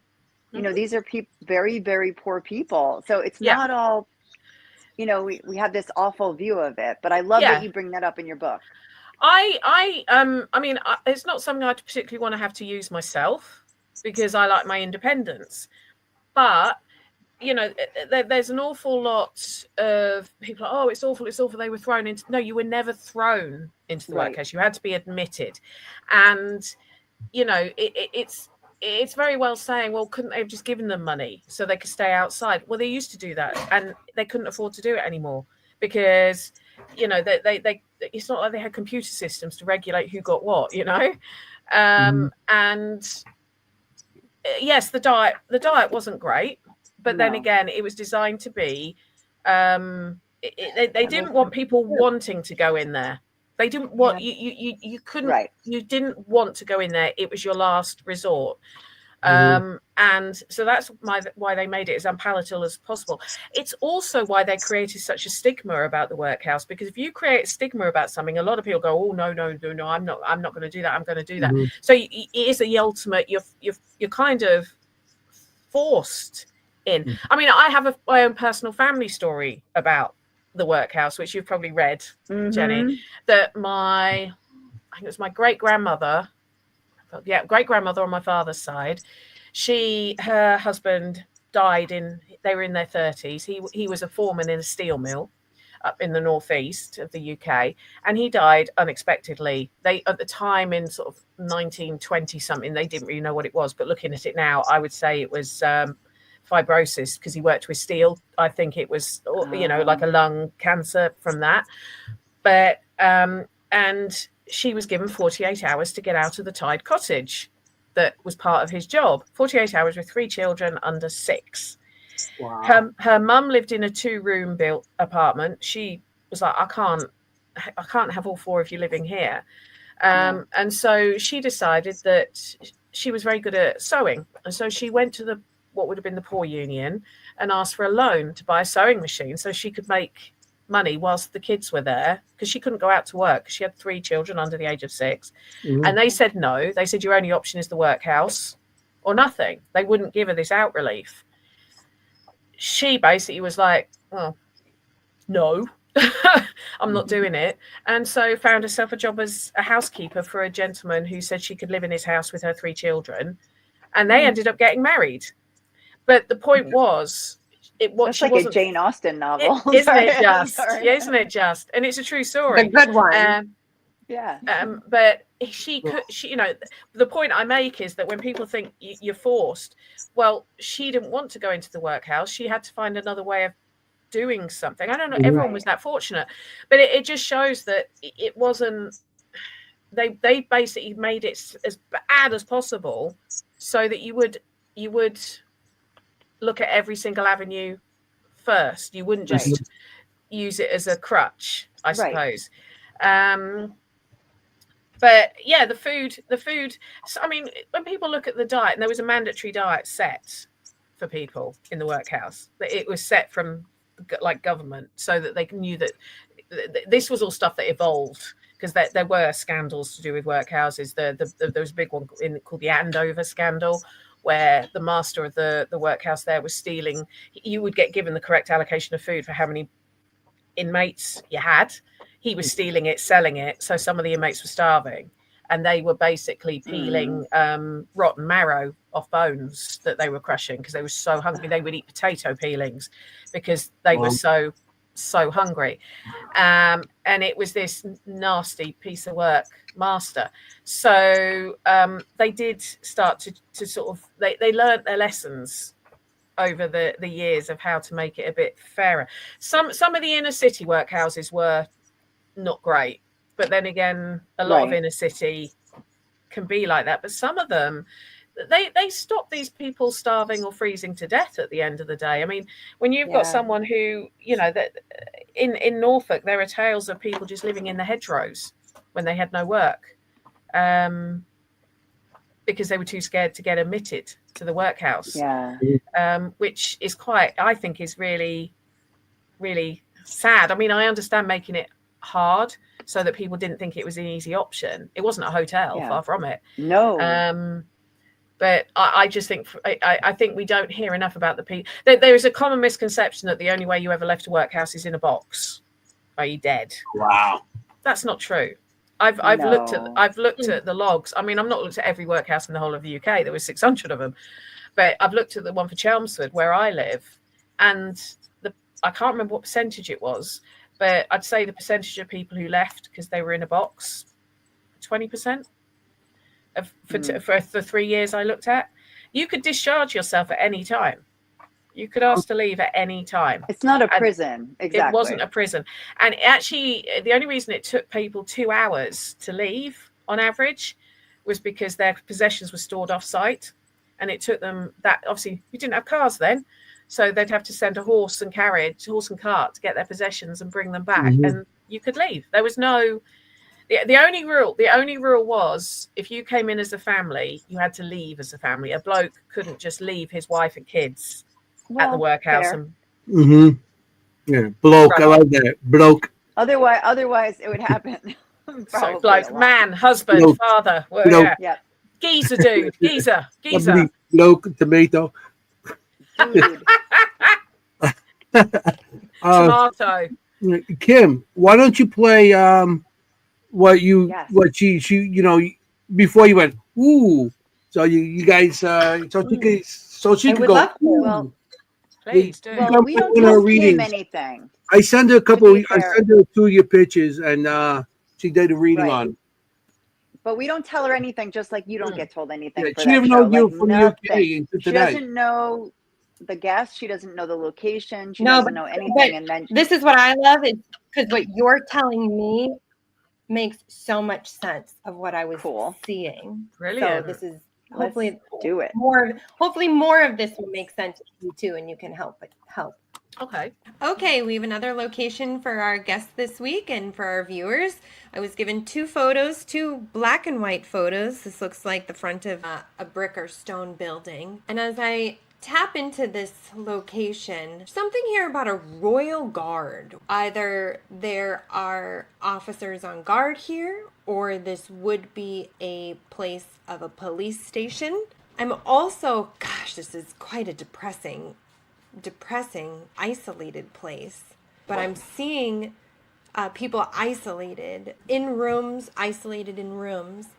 for quite a long time. But there's a sense of like hopelessness or separation. They're kept here. Feels like a prison. There's just a melancholy here. So if you went into this building or near this building, there's just a sense of melancholy. Where I'm really feeling this is I almost feel like I wouldn't be able to leave here if I went in. Saying that I'm feeling this quite early is, interestingly, I'm seeing individuals, seeing men in tweed, and I'm seeing women in long dresses. I'm also seeing small eyeglasses on people. It's very small circular eyeglasses. Although I think it has been used for the 1900s, but I'm not feeling like the scene that they're showing me is 1900s. I'm feeling like this would be earlier into the 1800s. Thin. Everybody's very thin, hollow, and just like. Yeah. Wow. Then because they're not eating right. That's just, Because they're hungry. yeah. That's only one. You Yeah. want to do another Do you one? want me to do all the videos? Yeah. Or you want to share anything on that, Penny? I guess I'm we're just trying to making. figure out I'm how to making share, like, notes. with the goal. I'm making notes as the video's going through. So it's up to you. Go ahead, continue through because I don't want to. I'll make sure you got your Okay. things. We got more things. So Okay. Yep. They're bringing my attention to the courtyard here. And what I want to say is I don't know if there have been paranormal experiments here, but I want to say one that would be very good to try is actually to clear the sand on the ground or place flour on the ground. I don't know why they're bringing this up. Flour on the ground and look for footprints, because you will see footprints that are not made from the living. They're out in this courtyard, or they're even saying maybe even into the hallways. So I want to say specifically adding flour or baking soda, something like that. You might actually be able to catch footsteps here. That's really interesting. 1800s, but I do believe this is on like land here is actually not even that great. So the history of the land here where this building was put on, I don't know, there's something here about the law, royal guard. The land here has history of holding people even before this structure was placed on it. Reserved. So many of the spirits here are actually quite reserved. Keep wanting to talk in British accents, hearing them in British accents, but at the same time, there's very low-brow British accent, low class and middle class. Yeah, they want to say like working class individuals. You want to continue? Whoa. You want to? Sure, there's one more. Okay. He wants it to continue. He wants you to continue. Yeah. Yeah. Loki's like, And go. then I have this other picture of this machinery. And then I have this other picture of this machinery. And it's funny, I do feel like there's a gentleman here. And it's funny, the name that immediately came up to me was Walter Freeman or something like that. But like Walter, like this. So he's wearing like this cap, like this Irish cap on. He's wearing like this Irish cap on his head. Workman-like. I feel like he is in workman's clothes. He has tools. So I feel like he would have been somebody who would have repaired things in this property. I feel like there's a lot of heat associated with this. I'm not quite sure what this is, but I'm seeing heat and like fire, incinerating or something with heat and fire. So again, there's something here about the sound of tools. So I don't know if you would hear banging, like metal on metal banging here in this area. He definitely has full range of this property. He definitely can go multiple places. He is a larger gentleman, but I do feel like he's leaner in size. Everybody here is just like leaner in size, but he is taller, middle-aged, but he is a worker, and he lived and worked here. I also want to talk about an accident that happened here, and they're actually showing me like an injury to an arm. I don't know if an injury to an arm was in one of these machines, or there's documentation of this place of somebody having a severe injury to the arm or falling on the arm is very present here. He would communicate. I feel like his presence would actually be a cold feeling, cold coming up to people, coming near people. He would interact with people. There is still that, and he would have died here. I almost feel like it was a heart issue or something. It was a sudden passing. I still feel like this is a very busy area. I'm seeing a lot of people working in this area. Again, workman level, working class people. These are not necessarily high class individuals who would be in this building. And it's interesting, they want to talk about a very famous female who spent time in here. And I don't know if she wrote poems or if she wrote a book, but they want to bring attention to her. An A name is coming up with her. Could be Alice. But I would be interested to know if there is a writer or an author who's associated with staying in this building. That completes the reading here. I can't wait to hear the history. So Okay. I'm going to explode. Okay. So That's you so didn't crazy. you didn't know it was a British building that you were being sent. I take it. No, Kim. she didn't know anything. No. This Okay. is before No, I we don't. even. No, Yeah. So She I'll does them touch well on in advance. obviously. So you touched the British thing. Obviously, spot on. The lower class accents. Yes, again, it would have been working class people were more likely to go in there. The interesting thing, the other picture you were looking at was the laundry building. It was the laundry. That furnace type thing was part of the laundry. So and what's It'll be hot. I don't know about any famous women who were based there. However, I've written down that you said the name Alice. When I did an investigation there, that was the name that kept coming through on our spirit box. The name Alice. That name kept coming through. So it was I wrote that down that you said that. So obviously the heat, the fire, busy. I absolutely hate the laundry area at Gresson Hall. I want to run out of it the minute I run in. There is an energy in there that I think is male. And this is, that's just part of it. That's just one tiny part of the laundry area. There's a massive bit next door. There is a male energy in there that hates women. And I felt it. And interestingly, one of the investigations I did there, we were using like night vision goggles, and we had a male leaning over us on the table. We could see it through the goggles. Tall, right? But Tall. I think so from memory. Yeah, but I just hate it in that area. Even when I first visited there as a museum 13, 14 years ago, I walked in that area. I remember with my mum, and my eldest was about 2. He proper looked like Oliver Twist back then. I hated it. I had to walk out because the energy in there was just so oppressive. I felt unsafe. I felt unsafe in there. So I don't know of any specific arm injuries or whatever, but we're talking a 19th century laundry facility here. It wouldn't surprise me. It would not surprise me. Yeah. Any kind of movement on a machine could, take off an arm, a finger, or even kill you. Yeah, exactly. Exactly. What you mentioned about the sense of depression, isolation, hopelessness, etc. Yes, that is a lot of the words that people would use because they'd had to go into the workhouse, and it was the ultimate shame having to go to the workhouse. They would feel that it was hopeless. They would never get out. They would. It's not that they were told they could never leave. Quite the opposite. But it is kind of like the last resort, and it wasn't until sort of later on in the 1800s that they started almost having work programs for adults to try and find work, because it was one of those catch-22s. You go in there because you haven't got any work, yet you're not allowed to come out to find work. What they did used to do is with and this isn't necessarily a good thing, with the children, like once they got to about 14, 15, they would try and place them in like service, so like maids and everything else to try and get them off that poverty trap.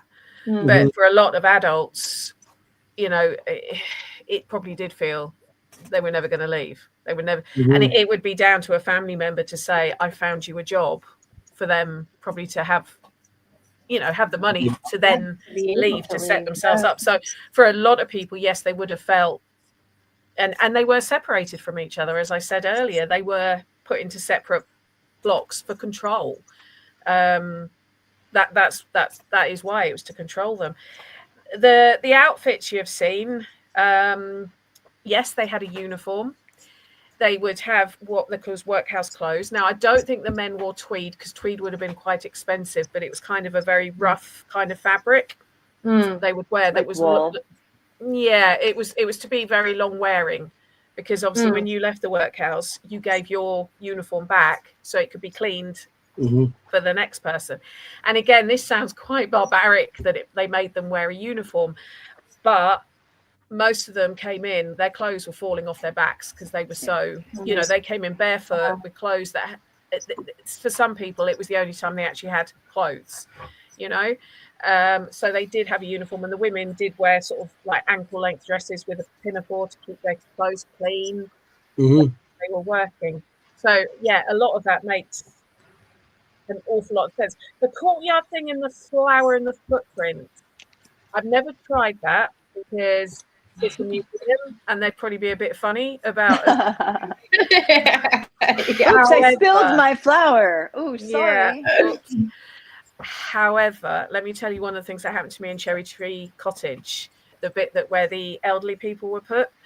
I was in there, and there was the gap. It was like 1 o'clock in the morning, pitch black. It's like January, so it's my dog was doing, he was shredding something down there.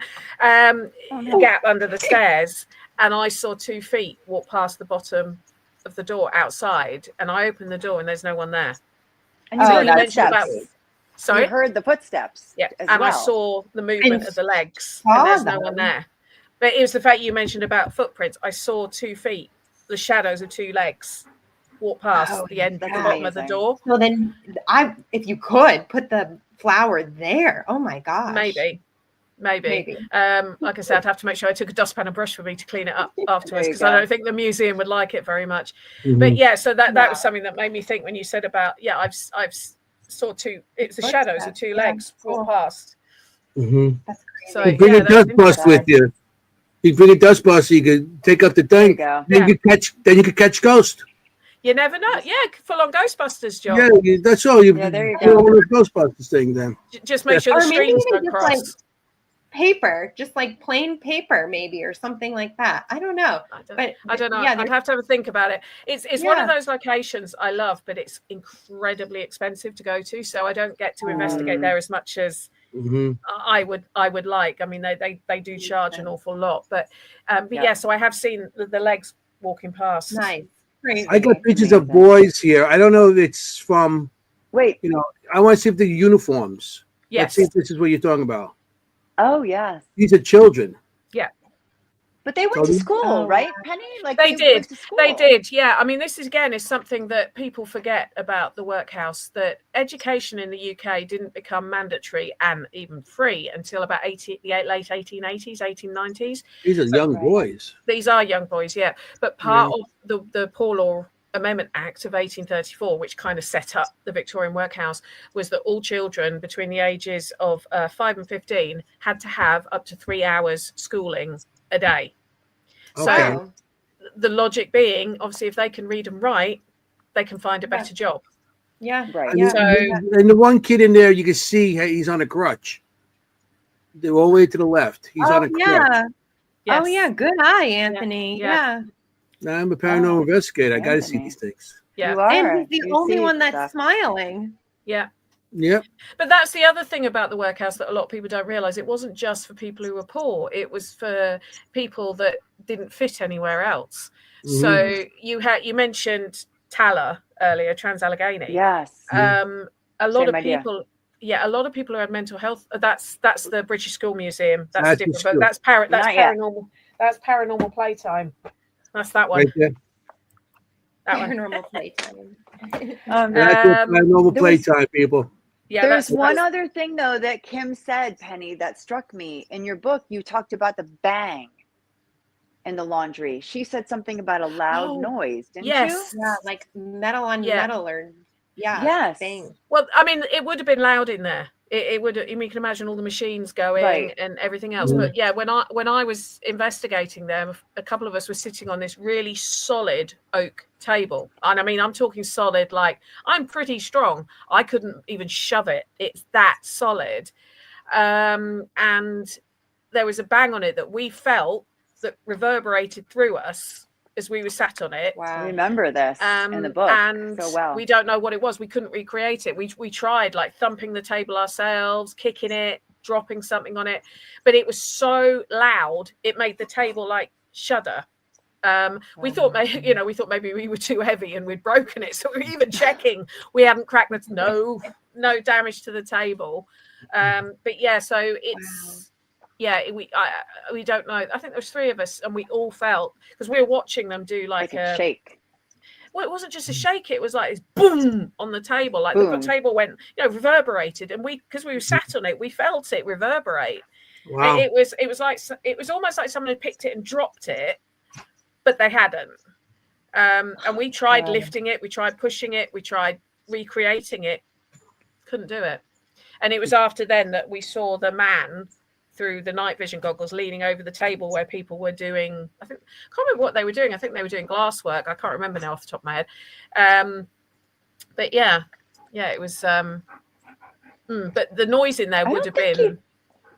I don't think you said man in the book. Picture. I didn't know it was a man that you saw. That's interesting. Yeah, it was a man leaning over. I got a picture here I downloaded for Kim. Oh. Oh, the Suffolk Punch. And here for Kim. She's a veterinarian for horses. Those are With Suffolk horses. Punches. They're Well, very I got a they're picture rare. here. You sent of doctors and nurses. That was some kind of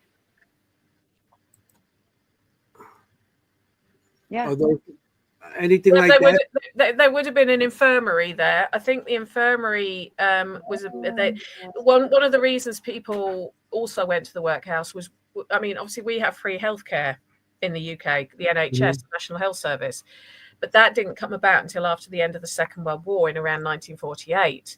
So before then, if you needed healthcare, you needed to pay for it.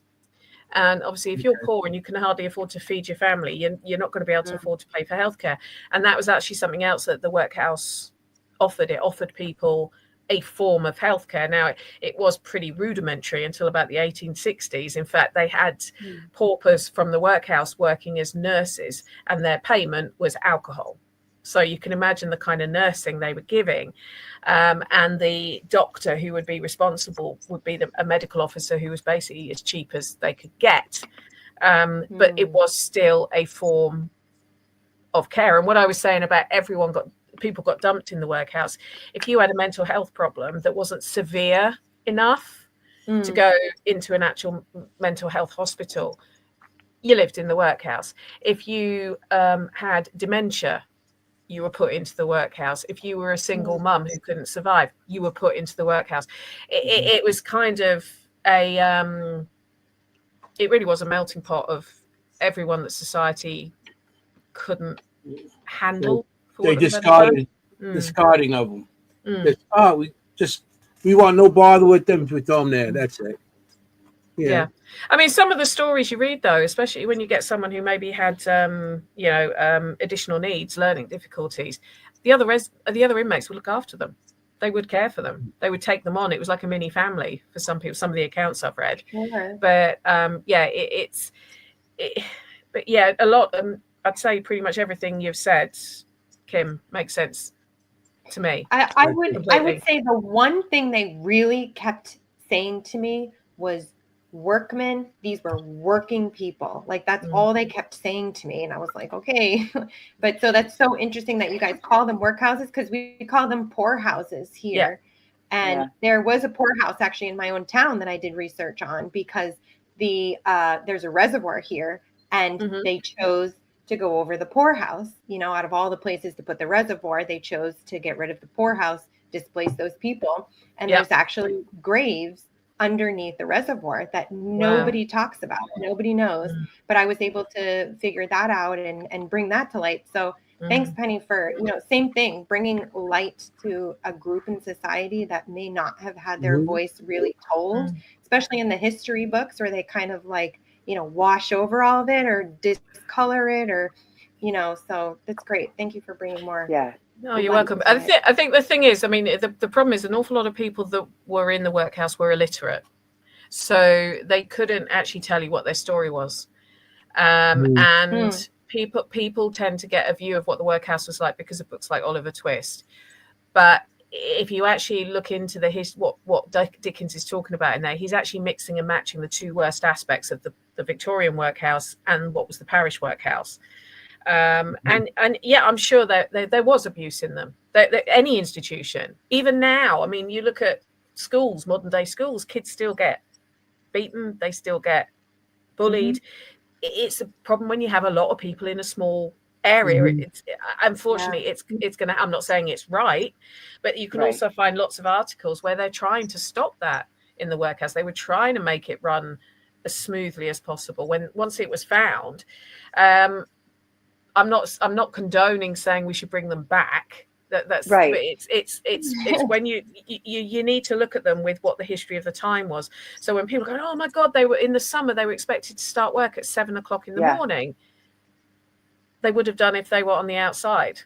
They would have started work as early as possible. They would have done a 12-hour day and not thought twice about it, because that's what was required, the norm. Really. When people say, oh, they only ate meat 3 times a week. That's probably more than they would have eaten on the outside if they were that poor. They probably wouldn't have been able to afford it more than once a week if they were lucky. Yeah. So you have to look at what their life would have been like. Yeah. I mean, you've got to bear in mind, they didn't stop sending young boys down the mines until 1842. And we're thinking being separated from your husband or wife is the worst thing. I personally, the thought of sending my 11-year-old down the mines. But I'm not saying they were a great place. I've just noticed someone's comment there about her grandfather, I think was raised in a work farm. Really? No, they weren't fun places, but were there worse places they could end up? Yes. Yes. Yeah. Yes. Yes. Absolutely. In some cases, you were already in a worse situation. Yeah. In some cases. Right. In the gutter. Often you were in a worse situation. Yeah. And it's like Tala, like you said, they said, okay, right now, lobotomy is not the standard of care right now. But at the time, occasionally people were helped by it, as barbaric as it sounds. And we had read about people who said the lobotomy actually helped me a great deal.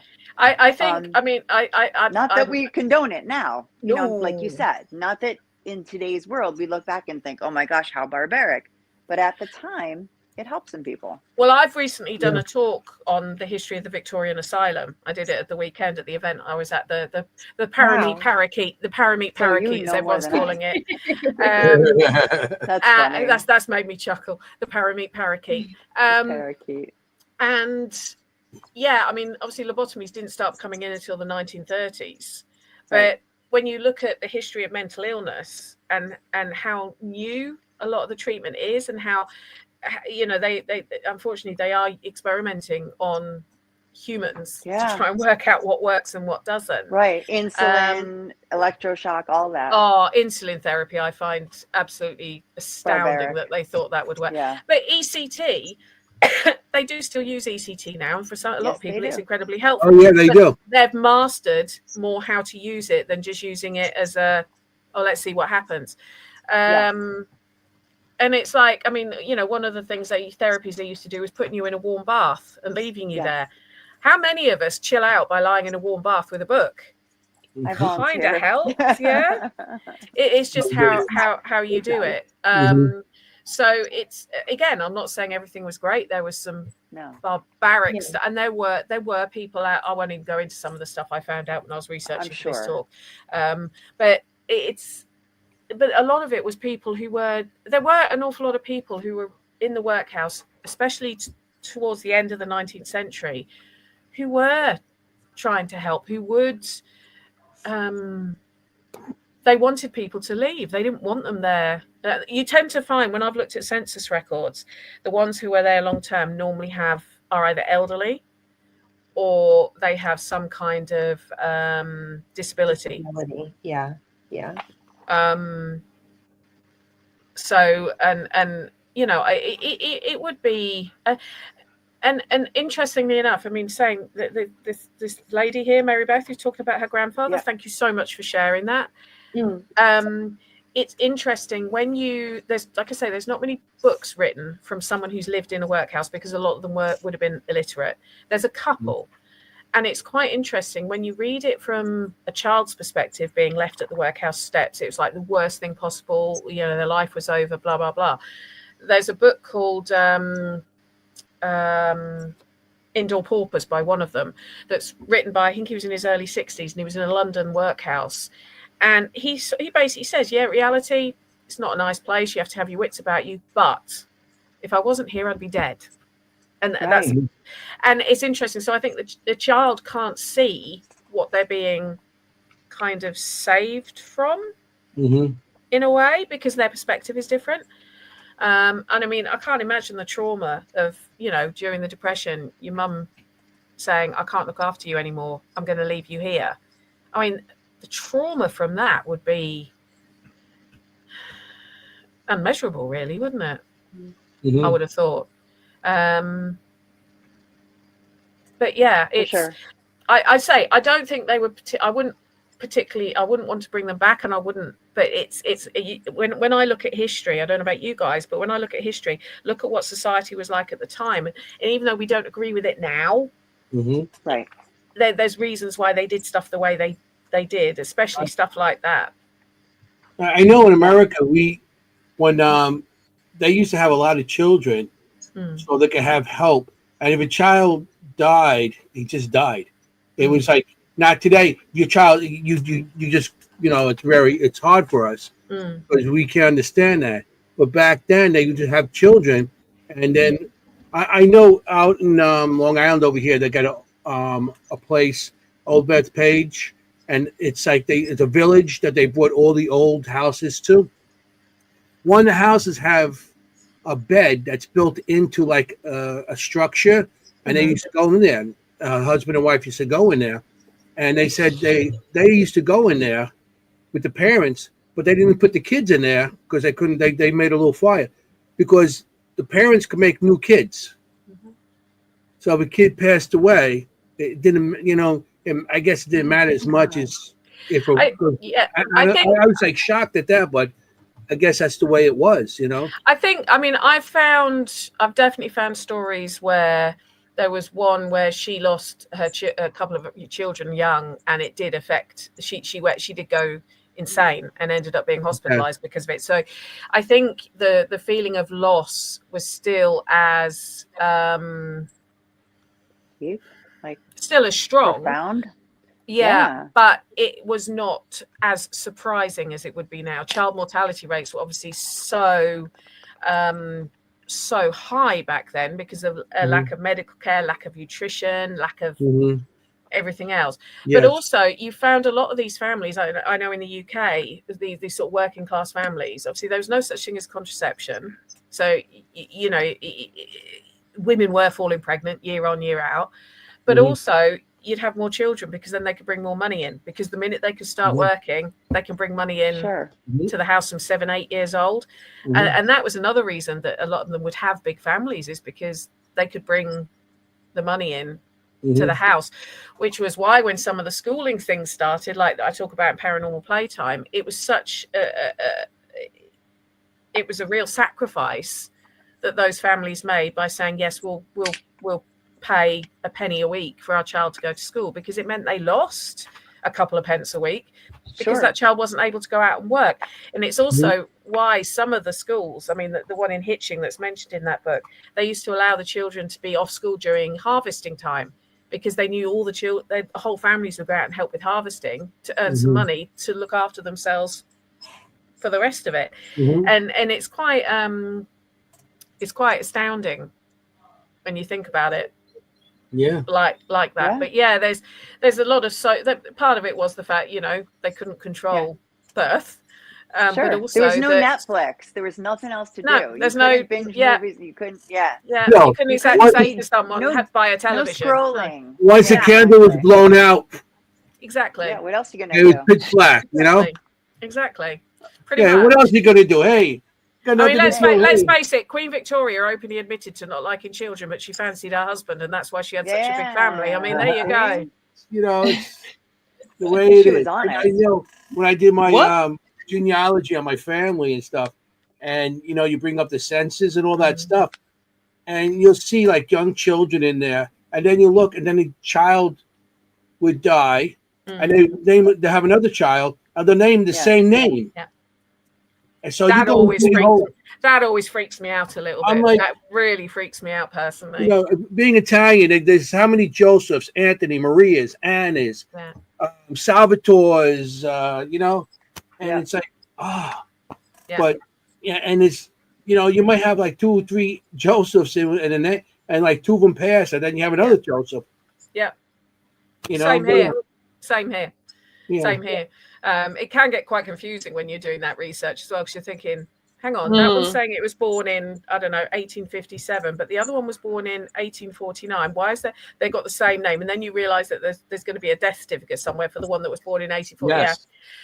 It was a very common thing to name after another name.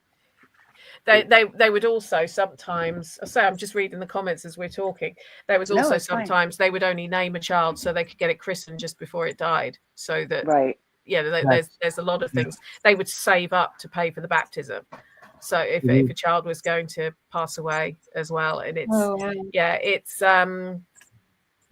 the census in the UK, it's not the same in the US. Obviously, you have a different census system, but the one that gets me is our 1911 census, because on that it says how many children have you had and how many are alive. And when you see those figures, sometimes that has reduced me to tears before. It has reduced me to tears when I think that poor woman, you know, she's had 15 children and only 4 of them are still living. Things like that really gets me.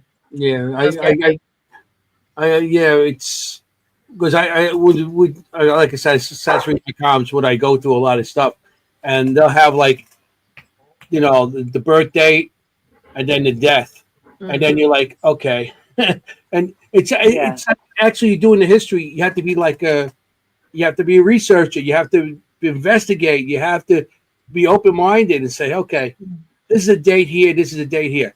All right, and then you have to try to match the dates. Yeah. And it's like, okay, because I know the census here, you know, they changed my name when they got here. My last name was Sciminelli, SCIM, and they took the C out. but then they put it in some. They really screwed me up a little bit into what the name is now. So I had a hard time when my family came over. I was looking up Simonelli, and then I heard in my family maybe, there was a Simonelli named, and there was Simonelli. I'm like, so I'm going to go with that. And then I found that my family came over on the Sicilian Princess, and in 1909. So I found it, and then I found my grandfather, and his name was Giuseppe then. Now it's Joseph here, and his brother Giovanni. Now it's John. So you have the switching over. Yeah, and it's like you have to be like a detective. A detective a little bit. Yeah, you have to try to match everything like a puzzle. Oh, but it's fun. It is fun. So fun. I enjoy it, and I still do that. Anthony's very good at that kind of thinking. Yeah, he's very, very good at that. I have to compliment him on that. Yeah, I do enjoy the detective side of it all. Yeah, yes. I took a lot of critical thinking courses with my union. I started in '86 to 2002. So every year I took Kim has been known to be, I got the death certificate. Woo-hoo! Yeah. Like, oh yeah. Like, I got it. I get that when it comes in the mail. I'm like, well, now it comes in emails, but that's all right. No, it's exciting. Which book was your favorite to research, or like what was your favorite place, or like what's a bucket list place that you want to? Oh, but that's 3 questions in a row. We just threw. Sorry, yeah, no, I just. Well, when anyone asks me which is my favorite book, I say it's like ask me to tell you my favorite child, and then I always get that everyone's got a favorite child. Come on, yeah. But you won't get in trouble for saying it. Yeah, the books won't turn on me. I think my favorite is still the second one I ever wrote, A Haunted Experiment, because it was such a different. It came to me while I was just finishing my haunted history, and I didn't even think I'd write one book, let alone get an idea for a second. I had the idea. Well, I was doing a photo shoot for Women in the Paranormal, never having done anything like that before. And I was listening to some other women talking about various experiments. And I was like, where did it come from? What's the history of that experiment? And they didn't know. And I just thought, wouldn't it be cool to write a book that rather than tell people how to do an experiment, to look at some of the background, again, to raise questions. Like people go, oh, okay, so who was this Radave guy? All of that. And then I thought, and that's where that one came from. So you've got the history of 4 different experiments, some more modern than others. You've got the history of the 4 locations, and then I carry out the experiments in these 4 locations. And one of those locations, locations is a place called RAF Tibenham, which was again in Norfolk, near where I grew up. It was a US Air Force bomber base in World War II. I love aeroplanes. I'm an aeroplane geek. It was where the actor Jimmy Stewart flew from for a lot of his World War II career, and never been investigated. And my dad's flown from there for decades because it's now gliders and light aircraft. And he got approval for me and a few others to do an investigation there for that book. Awesome. So that was kind of, and it's somewhere I'd been visiting since I was like 3 years old. So, and I'd always sensed something there. I'd always felt, but I'd never taken like a psychic there with me to see if I was just making stuff up. And what was interesting that we did actually then, about 6 months later, we did a full-blown public investigation there for them to raise money to fix the runways, because the runways are the only thing still standing from when it was a US Air Force base. And I took someone I knew who was a psychic medium into one of the areas that I always used to fit. My sister and I always used to think, oh, we're being watched. And the first thing, she walked in and she went, oh God, it feels heavy in here. And I was like, yes. No, that's Rendlesham that you're thinking of. Rendlesham Forest that Mary Beth's thinking of, the UFO one. Slightly different. But yeah, it wasn't so much a bucket list, but it was one of those that I was so chuffed that we got approval to investigate there.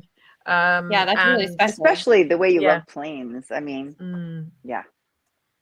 But it's so that one is probably my favorite. But I do love all of the books I write. There's a bit of me in every book. If that makes sense. There's a piece of my heart in every single book. I mean, it makes much sense. Yeah, I mean, all of them I've loved researching and writing, but Haunted Experiment, because it was my second one, and I never thought I'd write one, let alone come up with an idea for another one. And because, like I say, going into Tibenham, which was somewhere I've been going to for well over 40 years. Yeah. That's amazing. And I have got a sort of where with the village I grew up in, where the one where I walked the dog, that was actually the headquarters for part of the US Air Force Bomber Command in World War II. There's a big hall there. I talk about it in the new book. There's a big hall there, and that was where the second had their headquarters. And it was weird because I always used to walk around the woods there as a kid, and I always used to feel I was being watched. I thought it was because the hall at that point was being used for one of the Formula One teams, Lotus, and I thought it was security there. And it wasn't until I started doing all of this that I found like maps of how many huts were there that were World War II US Air Force bomber huts, and it all started to make a lot of sense. Sure. So and Norfolk itself was known as Little America during World War II. And if anyone's ever watched Masters of the Air, that series on Apple, that will make a lot of sense. But there were so many US Air Force bases in Norfolk, it was known as Little America. I wonder if that's where my grandfather was, because he was in the Air Force, and he was over in Britain. I wonder if that's. I have photos. I have all kinds of photos of him. And wouldn't that be amazing? Feel free to send some. Feel free to send some over to me, and I'll will. see what I can find. Yeah, because there was loads of bases in Norfolk. Bomber bases. A hill. I don't know. There's a hill that he took pictures of from the air. I don't know. I'll send them to you, but I wonder if definitely that would be wild. Yeah. So Jimmy Stewart was a pilot. He flew. A lot of people don't realize that. They think he was just like a, like just went on the air. No, he was an incredibly talented pilot. And crews would want to fly because he flew Liberators. And crews would want to fly with him because he was known to be so lucky and so good at getting his crew home in one piece. He flew from there, and then he went to an airfield called Old Buckenham, which is about 6 miles away. But then he became one of the sort of more commanding officers. So he would have spent time in Ketteringham at their headquarters that I knew. He would have been there at some point. That's incredible. Obviously, he wasn't the only person. There was an awful lot of incredibly brave people. But he was an incredible pilot. He was very, very well regarded by the men under him. Not everybody knows that. No. I know from your book. I didn't know till I read your book. Did you not? You see, I love telling people that these sort of stories, because there's an awful lot. Jimmy Stewart, there's an awful lot obviously written about his acting career, and I mean the scene. I'm sure there's people who know this, and I'm probably teaching people to suck eggs. But the scene in It's a Wonderful Life where he breaks down when he's hugging the children. He genuinely broke down. Basically they filmed that just after the war had finished, and he had covered up the fact that he was sending letters out constantly to families saying, sorry for the loss of your son, sorry for the loss. That genuinely is him breaking down. He genuinely broke down filming that. And then we all break down at the end of the movie. He's not acting. Yeah, he's not acting at that point. He admits that it was a genuine, it was kind of a cathartic moment for him. Dig into something. Well, he'd been bottling up that sort of, I suppose, post-traumatic stress from being a commanding officer and everything he'd seen and dealt with. I mean, when you watch something like Masters of the Air, which I think depicted it, obviously that's a different airbase. That's Thorpe Abbott's, the Bloody 100th. They were flying Fortresses, not Liberators. But when you see them sort of waiting for their aircraft to come back, that's what it was like. You were literally counting down. And I don't know how gory we can get on this show. But the responsibility must have been crushing. The fact that they somebody told me once, it was somebody who was ground crew, said the first job he ever had was hosing down the inside of the aircraft. So, and you can imagine he was in charge of a lot of this, so he was the responsible. That scene in It's a Wonderful Life is genuine. He's not acting. He genuinely broke down on set filming that scene.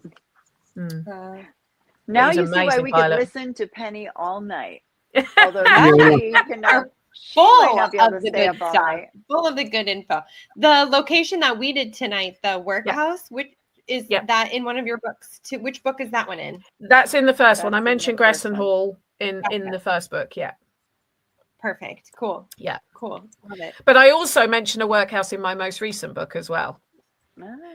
Because without giving away too much, the old maternity hospital in Chelmsford where I gave birth to my first son was the old workhouse, and that's quite common. That a lot of workhouses, when the workhouse movement finished in 1948, it changed in 1930, but when it finished in 1948, a lot of them either became old people's homes or hospitals, depending on the bulk of the people in there. Now, Gresson Hall became an old people's home until 1974, 1975, I believe.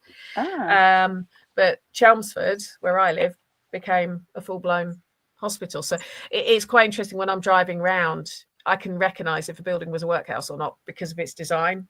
And you normally you can find out what it became after 1948. And like I say, a lot of them, depending on the I suppose the bulk of the people who are in there. If the bulk of the people who were in there were needing it for the hospital start, it became a hospital. If the bulk of them were elderly, and that's why it was like an old people's home, for want of a better term, that's what it became for quite a long time. Love it. That's awesome. Gosh, we didn't even talk about the school yet. No, we didn't talk about the school. I know, it's like we're running out of time too. I know. Yeah, I know. Yeah. Well, all I will say is the cover of the school's book, if you want to hold it up again for me, Jenny. Yeah.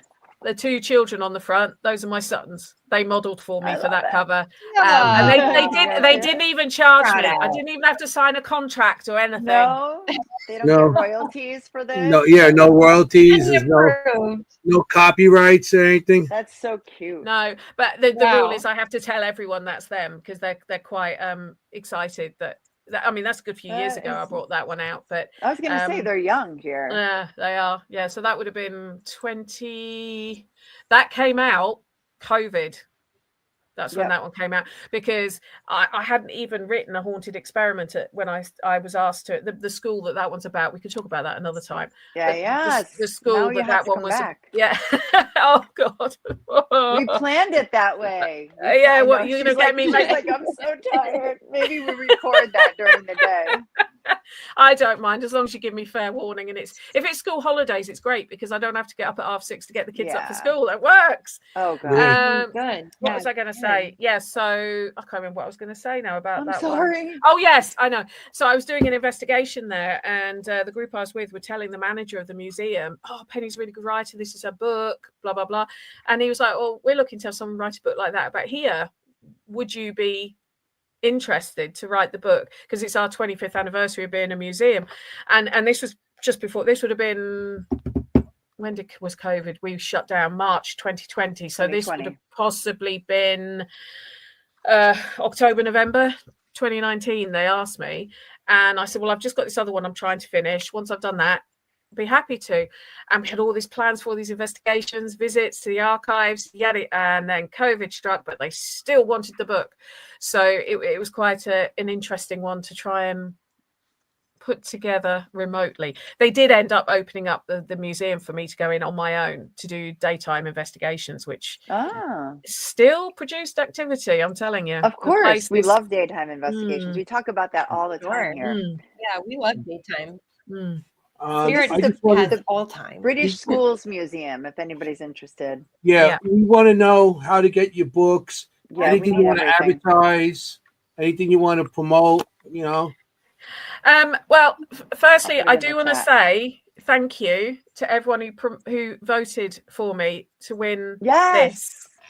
Yes, I am still. It's the top paranormal personality of there's a paracon in the UK called Parameet, not Parakeet, Parameet, and it's run by someone who's nicknamed the God for R. That's nice, thank you. The godfather of the paranormal in the UK. He runs a place called the Haunted Antiques Paranormal Research Centre, Mr. Neil Packer, and he runs an event. And this year, the awards, one of the awards was Parameet Personality of the Year. and I got nominated. I was completely shocked. I didn't expect to be.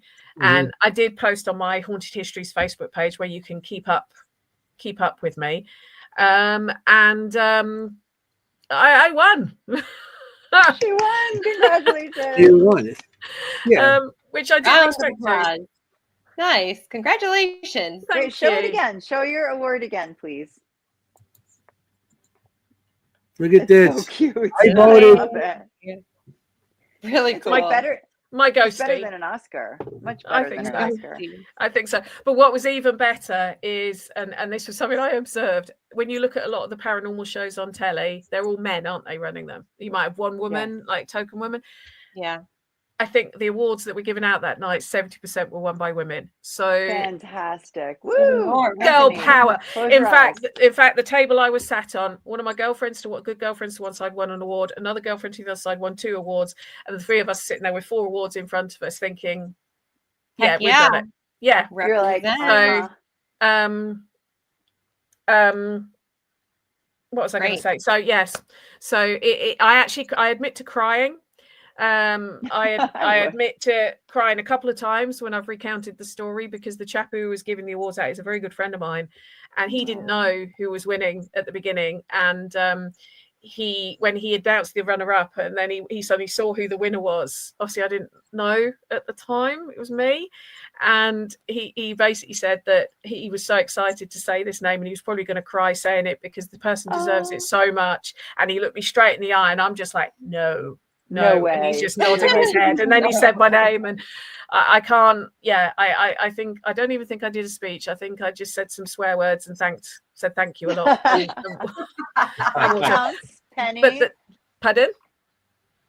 That counts as a speech. Well, yeah, but I'm kind of known for swearing, so it was fitting. And that's why you and I get along so well. I And think when I'm worse than you, Anthony.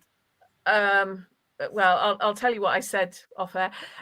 But when I went back to my seat, my 15-year-old, he comes to a lot of these events with me because he's in training, and he just I love that. Across the state table, he just went, "Mum, I'm so proud of you." And of course, the tears just went again.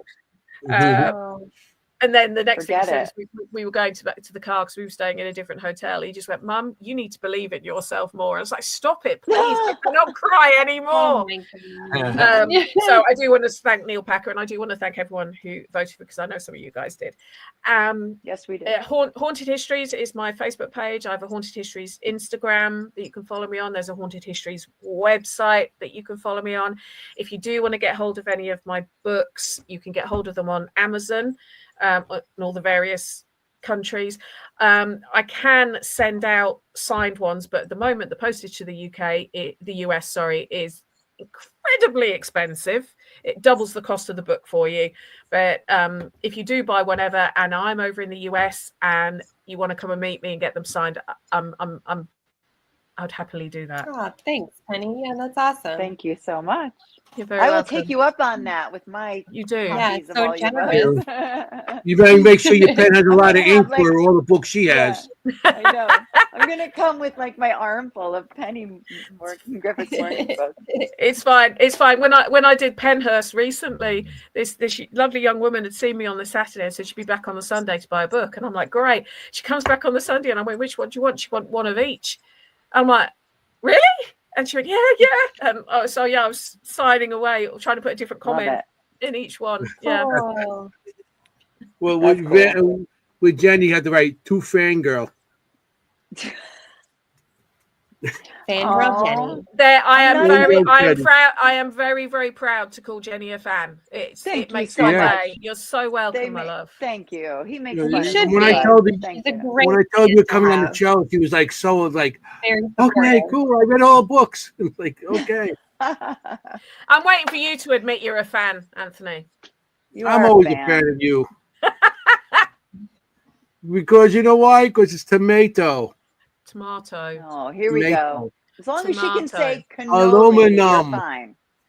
Aluminium. As long as she can pronounce cannoli. Yeah, cannoli. Drink, baby, by drink. Cannoli. Oh. No more Cannoli. water I didn't left. say much tonight, so we got to say a couple of cannoli. Cannoli. Yeah.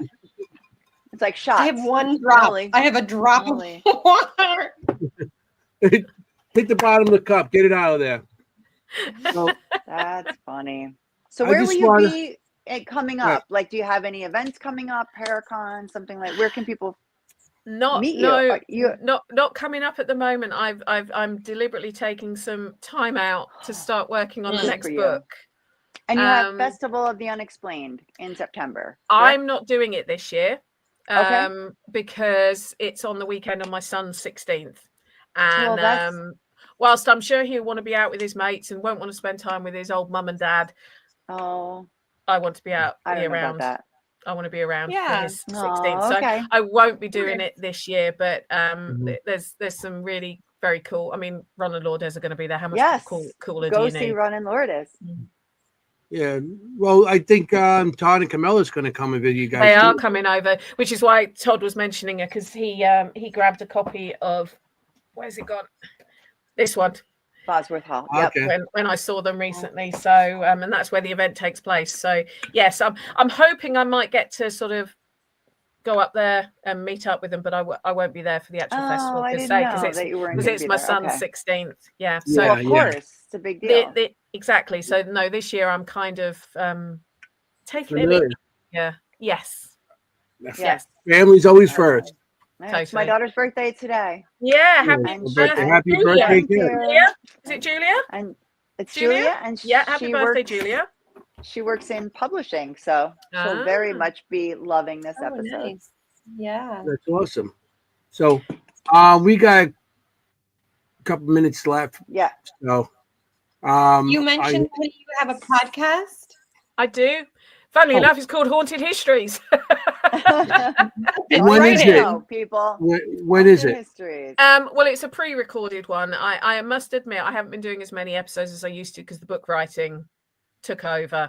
I tend to release sort of one a month, one every 6 weeks. But if people follow the Facebook page or the website, it's on all the standard sort of like Spotify and Apple and all of the normal channels. But it's basically, it's me talking to guests. We look at the history of a location, we look at the paranormal stuff. The whole reason I started it was I was very frustrated with people making up history to suit their narrative. Yeah. Drives me nuts. And so I started Amen. the podcast Mhm. it was before the first book, so 8-9 years ago. But I'll be honest, the books have taken off more, and the research for each podcast, so I don't do as many. I used to do it Mhm. weekly, but now it's probably every 5 or 6 weeks I launch one. And it's a chance for me to talk history and paranormal with people. That's awesome. We get that. We Like we definitely do. get that. We try to do that every week. Mm-hmm. So, We love it. I'm gonna have to. We're gonna have to end this, guys. I So- hate ending this. I really do. Oh. I hate ending it. We can go another hour or two. But Penny, you can know. watch the sun come up by you. We'll I just stay on know. all Thank night. you for Thank coming you. on the show. Yeah, Thank you for you're very staying welcome. up until 3 a.m. Yeah, with us. it's been I've really enjoyed it, and I've enjoyed meeting I'm everyone so glad. in the chat room, and thank people for telling their stories. And Yeah, it's fascinating. Yeah, we've got Yeah. great viewers. we do Yeah. have a very Mhm. a very Very loyal interactive. and great audience. Yeah. Yeah, Mhm. I want to thank the audience for staying Thank you with all us for being tonight. Thank you for Mhm. being with us. We had a lot of people. Penny, thank you again. This So was welcome. awesome Yeah. that you Amazing. stayed with us. And we enjoyed all your talking, especially Fangirl. Jenny. Jenny. So Yes. we really enjoyed it. And we're gonna definitely have you back if you could stay up one night and late again. Oh, please. we got to do it off season with school. So Yeah, when school holidays, it Yeah. works because I don't have to get up at 6:30 to get kids ready for school. mhm. Yeah. Yep. I know. Otherwise, that would be impossible. Yeah. I We'll have the thank you coffee. again for the audience. We do have to end. I hate ending this thing. I know. So we had a good time. Thank you for everybody for showing and being here. Thank you again, Penny. They all love you, and I think you're gonna have some books. People are gonna start Oh, ordering yeah. some more of your books. Because Jenny's the best reviewer here for them. And I want to say to everybody, You know, you got to be safe out there. You want to look for ghosts. You don't want to be a ghost. Remember, forget about it. Ciao, familia. Good night. Good night. Good night. You mad at me or something? I don't know. Did you do something to make me mad? Because then I am. But if you didn't, then I am not. I didn't do anything. Then I am not mad.